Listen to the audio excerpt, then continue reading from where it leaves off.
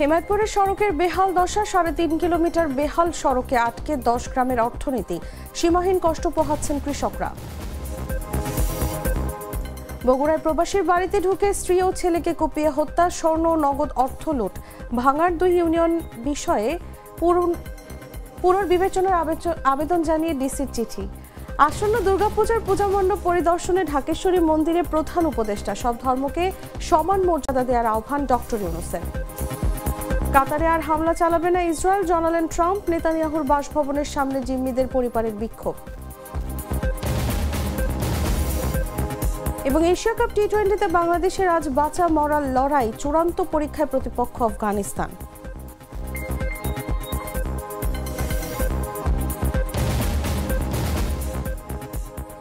এতক্ষণ শুনছিলেন সংবাদ শিরোনাম। দর্শক, আমন্ত্রণ দুপুর ১টা নিউজে, সাথে আছি আমি তাসলিমা তিথি।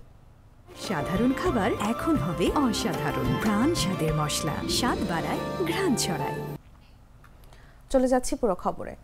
পাবনার হেমায়তপুর ইউনিয়নের শানিকদিয়ার মণ্ডলমোড় কাঁচা বাজার প্রতিদিন ভোরে সরগরম হয়ে ওঠে। চরাঞ্চলের অন্তত ১০ গ্রাম থেকে কৃষকরা তাজা সবজি নিয়ে আসেন এখানে। তবে মাত্র ৩.৫ কিলোমিটার কাঁচা রাস্তার বেহাল দশায় সীমাহীন ভোগান্তি পোহাচ্ছেন তারা। সামান্য বৃষ্টিতেই কাদা পানিতে নিমজ্জিত হয় পথ, ফসল বাজারে পৌঁছাতে দিতে হয় বাড়তি ভাড়া। রাস্তা পাকা হলে ফসলের অনেক ভালো দাম পেতেন দাবি কৃষকদের। পাবনা প্রতিনিধির পাঠানো তথ্যচিত্রে বিস্তারিত জাগো ডেস্ক রিপোর্টে। পাবনার হেমায়তপুর ইউনিয়নের শানিকদিয়ার মণ্ডলমোড় কাঁচা বাজার ভোরে প্রাণ ফিরে পায়। চরাঞ্চলের অন্তত ১০ গ্রাম থেকে কৃষকরা প্রতিদিন ভোরে বাজারে পৌঁছে তাদের তাজা সবজি বিক্রির জন্য। তবে মাত্র ৩.৫ কিলোমিটার রাস্তা পাড়ি দিতে কৃষকরা সীমাহীন কষ্ট পোহাচ্ছেন। সরেজমিনে দেখা যায় ভবানীপুর, ভগীরথপুর, রতনপুর, জয়নপুর, বোয়ালগাড়ি ও লক্ষ্মীকুটা ইউনিয়নের চরাঞ্চল সবুজে ছাপিয়ে গেছে। মরিচ, কুমড়া, লাউ, ঝিঙে, কলা, করল্লা, ধুন্দুল, মিষ্টি কুমড়া ও মূলা সহ নানা সবজি মাঠে গড়ে উঠেছে। একসময় পতিত জমিগুলো আজ কৃষি অর্থনীতির প্রাণকেন্দ্র। কিন্তু বেহাল কাঁচা রাস্তা কৃষকদের কষ্টের কারণ হয়ে দাঁড়িয়েছে। সামান্য বৃষ্টিতেই কাদা পানিতে নিমজ্জিত হয় পথ, ফসল বাজারে পৌঁছাতে মহিষগাড়ি বা ভ্যানে অতিরিক্ত ভাড়া দিতে হয়। অনেক সময় শ্রমিক ও পরিবহনের সীমাবদ্ধতার কারণে ক্ষেতের ফসল নষ্ট হয়। কৃষকরা অভিযোগ করেন, রাস্তা পাকা হলে তারা ফসলের অনেক ভালো দাম পেতেন। রাস্তাটা যদি ভালো হতো তাহলে গাড়ি আমরা জমিতে নিয়ে যেতে পারতাম, ঠিক সময় মতো আমরা বাজার ধরতে পারতাম। এখন রাস্তা খারাপের কারণে আমরা গাড়ি পাচ্ছি না, এদের এইভাবে সাইকেলে করি অথবা মাথায় করে এইভাবে নিয়ে আসা লাগে। এদের বৃষ্টি একটু হলে আর চলাফেরা করা যায় না, চরম সমস্যার মধ্যে আমরা আছি। পাবনা বিএডিসি সহকারী প্রকৌশলী আফনান আজম রুদ্র জানান, এলাকার কৃষি অর্থনীতি সচল রাখতে আগামী প্রকল্পে রাস্তা পাকা করার পরিকল্পনা রয়েছে। অনুমোদন পেলেই প্রকল্প বাস্তবায়িত হবে। এই জিনিসগুলো জানার পরে আমি আমার নতুন যে ডিপিপির কাজ আমরা করতেছি এই পানাশী প্রকল্পের জন্য, সেটার জন্য 30 কিলো এই আরসিসি রোড আমি ধরতেছি এবং এই স্পেসিফিকলি এই সাইডগুলো যেখানে আমার 3 কিলো রাস্তা হলেই এখানে আমি সহজে সকল মাঠের ফসল তুলতে পারবো। তো এই রাস্তাটার যে আমি তালিকা এটা আমি ডিপিপির মধ্যে করে যদি এটা ভবিষ্যতে আমরা অনুমোদন মনোনীত হয় অবশ্যই আমরা এই কাজটা করব যাতে কৃষকের উপকার হয়। এই রাস্তা দ্রুত সংস্কারের দাবি জানিয়েছেন স্থানীয় জনগণ। নিউজ ডেস্ক, জাগো নিউজ। বগুড়া শিবগঞ্জে বাড়িতে ঢুকে কুয়েত প্রবাসী এক ব্যক্তির স্ত্রী ও ছেলেকে হত্যা করেছে দুর্বৃত্তরা। একই সঙ্গে তারা বাড়ি থেকে নগদ টাকা, স্বর্ণালঙ্কার ও একটি মোটরসাইকেল লুট করে নিয়ে গেছে। মঙ্গলবার সকালে উপজেলার সাদুল্লাপুর বটতলা গ্রামে নিজ বাড়ি থেকে দুজনের রক্তাক্ত মরদেহ উদ্ধার করা হয়। পুলিশ ও স্থানীয় সূত্রে জানা যায়, সোমবার দিবাগত রাতের কোনো এক সময় দুর্বৃত্তরা ইদ্রিস আলীর বাড়িতে প্রবেশ করে। তারা মা ও ছেলেকে ধারালো অস্ত্র দিয়ে হত্যা করে। এরপর বাড়ি থেকে প্রায় 3 ভরি স্বর্ণালঙ্কার, নগদ অর্থ, একটি মোটরসাইকেল নিয়ে পালিয়ে যায়। মঙ্গলবার সকালে নিহত রানীর স্বজনেরা জানালা দিয়ে মা ও ছেলের রক্তাক্ত মরদেহ দেখতে পেয়ে পুলিশে খবর দেন। খবর পেয়ে পুলিশ ঘটনাস্থলে পৌঁছে পুরো এলাকা ঘিরে ফেলে। নিহতের বাড়িতে কাউকে প্রবেশ করতে দেওয়া হয়নি। এ বিষয়ে বগুড়ার অতিরিক্ত পুলিশ সুপার হোসাইন মোহাম্মদ রায়হান বলেন, হত্যাকাণ্ডের সবগুলো দিক সামনে রেখে তদন্ত শুরু হয়েছে। নিহতদের শরীরে একাধিক আঘাতের চিহ্ন আছে। দ্রুত জড়িতদের শনাক্ত করে আইনি ব্যবস্থা নেওয়া হবে।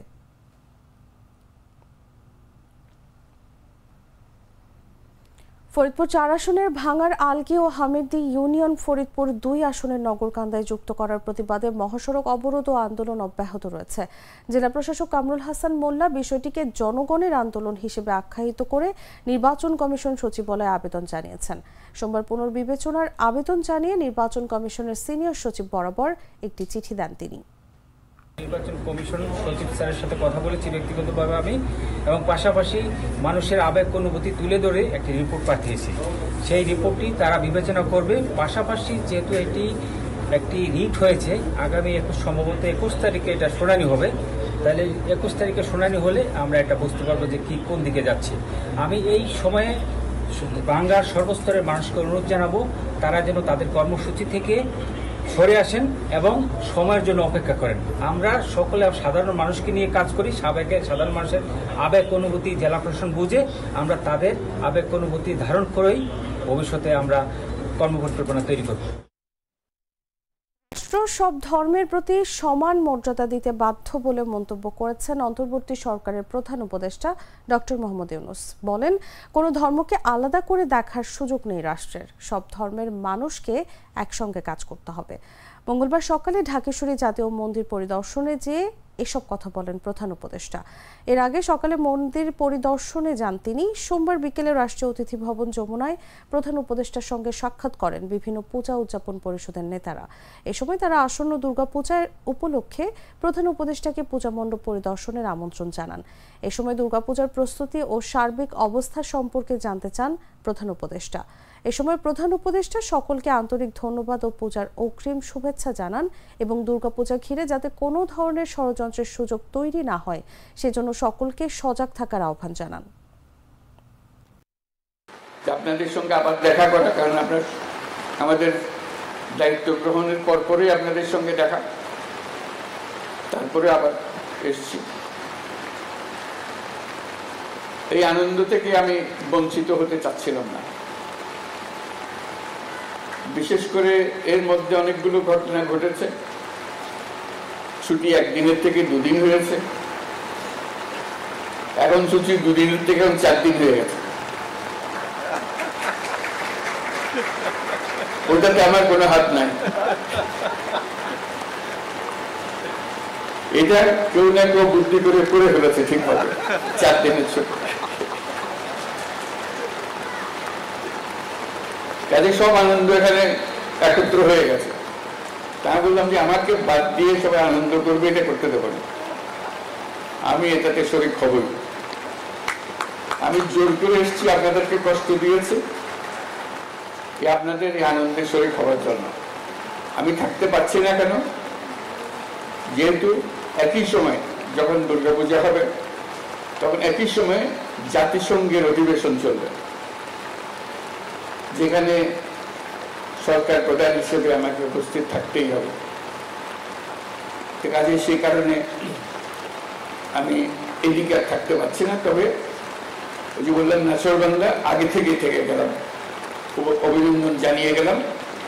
আবার সুযোগ করে পরবর্তীতে আরেকদিন আসবো। সরকারের সমালোচনা গণতন্ত্রের জন্য অত্যন্ত সহায়ক বলে মন্তব্য করেছেন পরিবেশ, বন ও জলবায়ু পরিবর্তন উপদেষ্টা সৈয়দা রিজওয়ানা হাসান। বলেন, সরকারের সমালোচনার মাধ্যমে সরকার তার ভুলগুলো বুঝতে পারে। মঙ্গলবার সকালে বিশ্ব ওজন দিবস 2025 উপলক্ষে আয়োজিত এক আলোচনা সভায় এ মন্তব্য করেন তিনি। পরিবেশ উপদেষ্টা বলেন, যারা সমালোচনা করেন তারা যদি ব্যক্তি আচরণেও পরিবর্তন ঘটান তাহলে সমাজটা দ্রুত বদলাবে। এ সময় তিনি আরো বলেন, পরিবেশ সুরক্ষায় সরকারের পাশাপাশি ব্যক্তির দায়িত্ব আছে। সরকার বন রক্ষা করবে, কিন্তু পরিবেশ সুরক্ষায় কিছু বিষয় আছে ব্যক্তির চয়েস বা ইচ্ছার ওপর। এ সময় ভালো কাজে উৎসাহিত করার ওপর জোর দিয়ে পরিবেশ উপদেষ্টা বলেন, একটা জাতি গঠনের ভিত্তি সন্দেহ ও নেতিবাচকতায় হয় না, ইতিবাচক হতে হয়। ভালো কাজে উৎসাহিত করতে হবে। আমরা সমালোচনা করি, এই পারফরমেন্সটা ভালো হয় নাই, ওইটা ভালো, ওই গানটা শিল্পী এখানে তার ছন্দটা ছিল না, কিন্তু যখন পুরস্কার পায় তখন আমরা হাততালি দিই না। আমরা মনস্তত্ত্বের দিক থেকে ইতিবাচকতা ধারণ করতে হবে। তো আমরা যদি নেতিবাচকতার দিক থেকে থাকি আর এটা ভেবেই নেই যে কখনো কিছু হচ্ছে না, কিছু হবে না, এটা কিন্তু হবে না। একটা জিনিস পরিবর্তন আনতে, পরিবর্তনটাকে প্রাতিষ্ঠানিক করতে এটা একটা প্রক্রিয়ার ব্যাপার, এটা সময় সাপেক্ষ ব্যাপার, এবং সেখানে সকলেরই একটা ভূমিকা থাকে। সেই সকলের ভূমিকাটা আমরা পালন করব, নেতিবাচকতা থেকে সরে আসব। একটা জাতি গঠনের ভিত্তি কখনো সন্দেহ আর নেতিবাচকতা হতে পারে না। পরিবর্তন হবে এই ইতিবাচকতা দিয়ে আমাদের কাজ করতে হবে, ওই ইতিবাচকতা থেকে আমরা সমালোচনাটা করব, যাতে যেখানে কাজটা হচ্ছে না সেখানে কাজটা দ্রুত হয়। তো আমরা ব্যক্তিগত অভ্যাস পরিবর্তন করব, আর বাচ্চারা যখন পুরস্কার নেয়, কেউ যখন পুরস্কৃত হয়, তাকে সকলে মিলে আমরা হাততালি দিয়ে। চিকিৎসার জন্য সিঙ্গাপুর গেছেন স্বাস্থ্য উপদেষ্টা নূরজাহান বেগম। সোমবার দিনগত মধ্যরাতের ফ্লাইটে তিনি সিঙ্গাপুর যান। স্বাস্থ্য উপদেষ্টার একান্ত সচিব ডক্টর মঞ্জুরুল ইসলাম এই তথ্য নিশ্চিত করেছেন। জানা গেছে, স্বাস্থ্য উপদেষ্টা নূরজাহান বেগম ক্যান্সারের রোগী। তিনি প্রায় চিকিৎসা করাতে সিঙ্গাপুরে যান। স্বাস্থ্য উপদেষ্টা 17 সেপ্টেম্বর রাতে দেশে ফিরবেন বলে জানা গেছে। নূরজাহান বেগম গ্রামীণ ব্যাংকের সাবেক ভারপ্রাপ্ত ব্যবস্থাপনা পরিচালক। তিনি চট্টগ্রাম বিশ্ববিদ্যালয় থেকে পড়াশোনা করেছেন।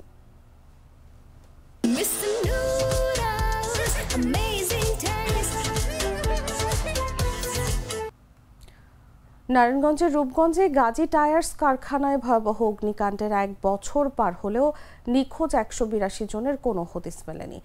মৃত্যুর সরকারি স্বীকৃতি না পাওয়ায় নিখোঁজদের পরিবারগুলো ঋণ মৌকুব, বিধবা ভাতা, অন্যান্য সরকারি সুবিধা থেকেও বঞ্চিত হচ্ছেন। পুলিশ বলছে, ফরেনসিক রিপোর্ট হাতে পাওয়ায় শীঘ্রই নিখোঁজদের পরিচয় প্রকাশ করা হবে। গাজীপুর প্রতিনিধির পাঠানো তথ্যচিত্র বিস্তারিত জাগো ডেস্ক রিপোর্টে। নারায়ণগঞ্জের রূপগঞ্জে গাজী টায়ার্স কারখানায় অগ্নিকাণ্ডের 1 বছর পার হলেও নিখোঁজ 182 জনের ভাগ্য অজানা রয়ে গেছে। 2024 সালের 25 আগস্ট রাজনৈতিক সহিংসতার জেরে উত্তেজিত জনতা কারখানাটিতে আগুন ধরিয়ে দিলে 6তলা ভবনটি কয়েক ঘন্টার মধ্যে দাউ দাউ করে জ্বলে ওঠে। 32 ঘন্টার চেষ্টায় আগুন নিয়ন্ত্রণে আনে ফায়ার সার্ভিস, তবে ততক্ষণে ভবন পরিণত হয় ধ্বংসস্তূপে। স্বজনদের দাবি, আগুনের সময় ভেতরে শতাধিক মানুষ আটকা পড়ে বের হতে পারেননি। কারো মরদেহ না মিললেও অন্তত পোড়া হাড়ের অংশ যেন ফেরত দেওয়া হয়, এমন দাবিও তুলেছেন পরিবারগুলো। কিন্তু তদন্ত ও ফরেনসিক পরীক্ষার নামে 1 বছর কেটে গেলেও কোনো প্রমাণ মেলেনি। এদিকে মৃত্যুর সরকারি স্বীকৃতি না পাওয়ায় নিখোঁজদের পরিবারগুলো ঋণ মৌকুফ, বিধবা ভাতা ও অন্যান্য সরকারি সুবিধা থেকেও বঞ্চিত হচ্ছেন।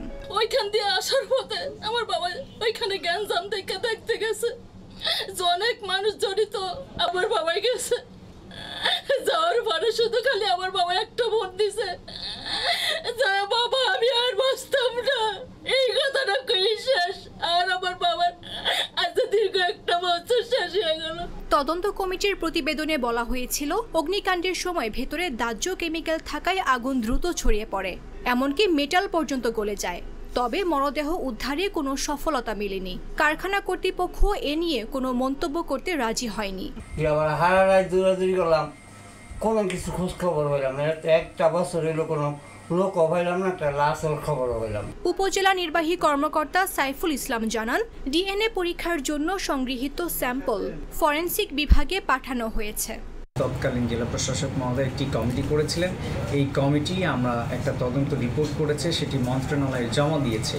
যখন রিপোর্টটি পাওয়া যাবে তখন আসলে রিয়েল ঘটনাটি বোঝা যাবে। ফরেনসিক রিপোর্ট হাতে পাওয়ায় শিগগিরই নিখোঁজদের পরিচয় প্রকাশ করা হবে বলে জানালেন সহকারী পুলিশ সুপার মেহেদি ইসলাম। কিন্তু এখনো পরিবারগুলোর অপেক্ষা শেষ হয়নি। আগুনে হারানো প্রিয়জনদের শেষ চিহ্নটুকু ফিরে পাওয়ার আকাঙ্ক্ষা যেন তাদের বুক চিরে অশ্রু হয়ে ঝরে পড়ছে প্রতিদিন। নিউজ ডেস্ক, জাগো নিউজ। কিশোরগঞ্জের কটিয়াদীর 10 বছরের ফুটবল জাদুকর জিসানের জীবনে নতুন অধ্যায় যোগ হয়েছে। স্থানীয়ভাবে খুদে ম্যারাডোনা নামে পরিচিত এই শিশু এখন পাচ্ছে বড় পরিসরে নিজেকে গড়ে তোলার সুযোগ।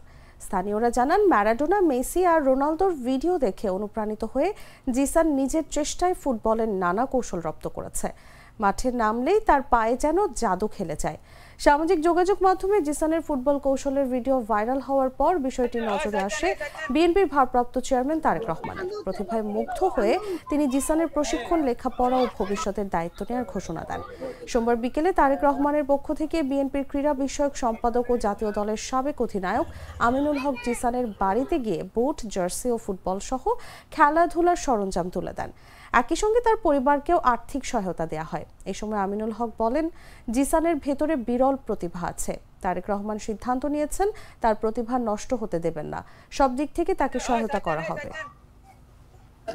আমাদের মাননীয় ভারপ্রাপ্ত চেয়ারম্যান জনাব তারেক রহমান এই জিসানের পাশে রয়েছে, জিসানের পরিবারের পাশে রয়েছে।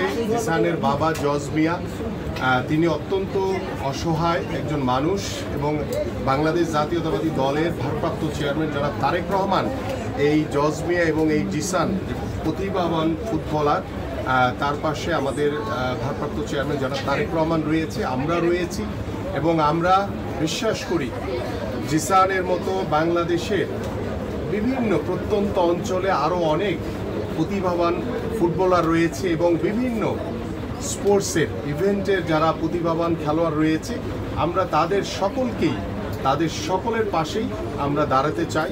প্রাণ কফি ক্যান্ডি, কররা কফি, কঠিন স্বাদে, হাইকে বলো বাই। জানাবো আন্তর্জাতিক সংবাদ।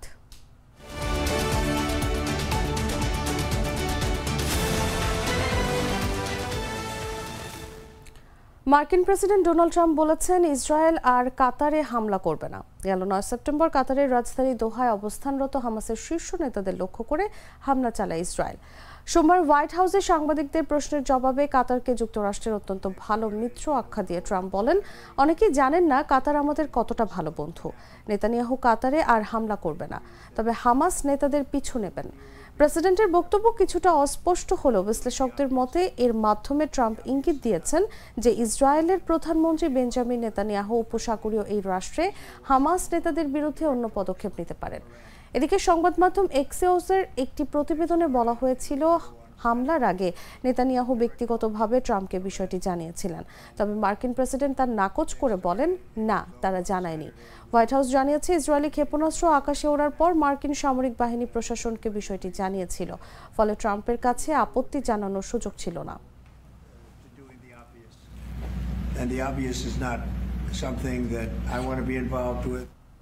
ইসরায়েলের প্রধানমন্ত্রী বেঞ্জামিন নেতানিয়াহু পুরো আরব অঞ্চলকে ইসরায়েলি প্রভাবের আওতায় আনার স্বপ্ন দেখছেন বলে মন্তব্য করেছেন কাতারের আমির Sheikh Tamim bin Hamad Al Thani. বলেন, এটি অত্যন্ত বিপজ্জনক একটি ভ্রম। সোমবার দোহায় আরব ও মুসলিম নেতাদের এক সমাবেশে তিনি এই মন্তব্য করেন।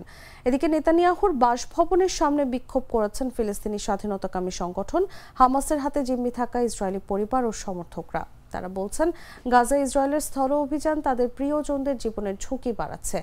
দ্য টাইমস অফ ইসরায়েল জানিয়েছে, বন্দী মাতান জানকাউকার, মাতান আংরিয়াস্ট এবং রমো ব্রাসলাভস্কির বাবা মা বর্তমানে নেতানিয়াহুর বাসভবনের বাইরে অবস্থান করছেন।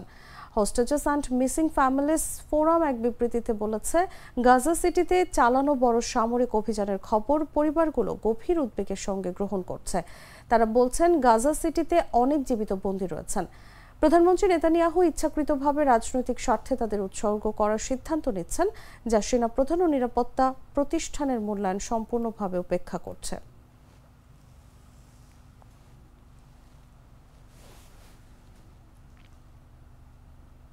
জানাবো খেলার খবর।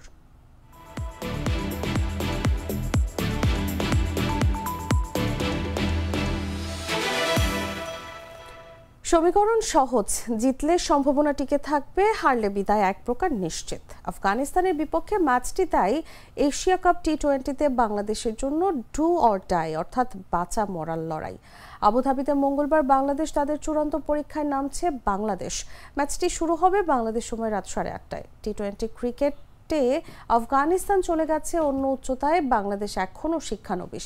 2014 সালে মিরপুরে আফগানিস্তানের বিপক্ষে বাংলাদেশের লড়াইয়ের সূত্রপাত হয়েছিল 9 উইকেটের বড় জয়। সেই দলের বিপক্ষেই এখন আন্ডারডগ টাইগাররা।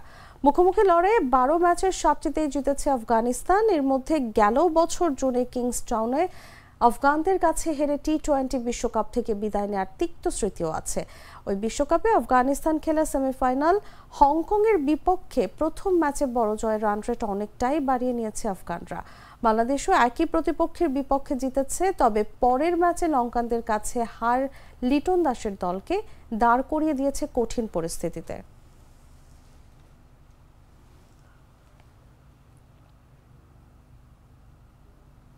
দর্শক, সংবাদ শেষ করার আগে শিরোনামগুলো জানিয়ে দিচ্ছি আরও একবার।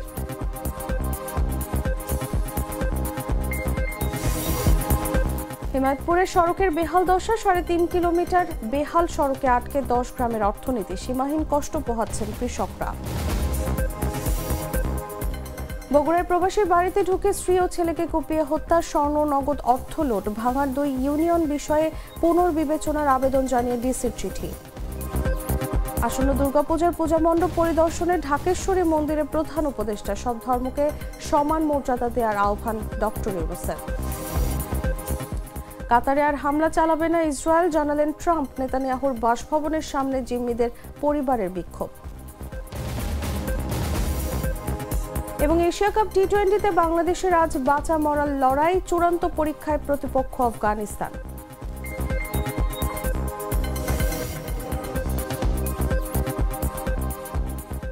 দর্শক, এই ছিল এখনকার মতো। এরপর দেখবেন দুপুর 3টার নিউজ। প্রতি মুহূর্তের সর্বশেষ খবর জানতে ভিজিট করুন jagonews24.com। ফলো করুন আমাদের ভেরিফাইড ফেসবুক পেজ এবং সাবস্ক্রাইব করুন জাগো নিউজের ইউটিউব চ্যানেল। ধন্যবাদ সবাইকে।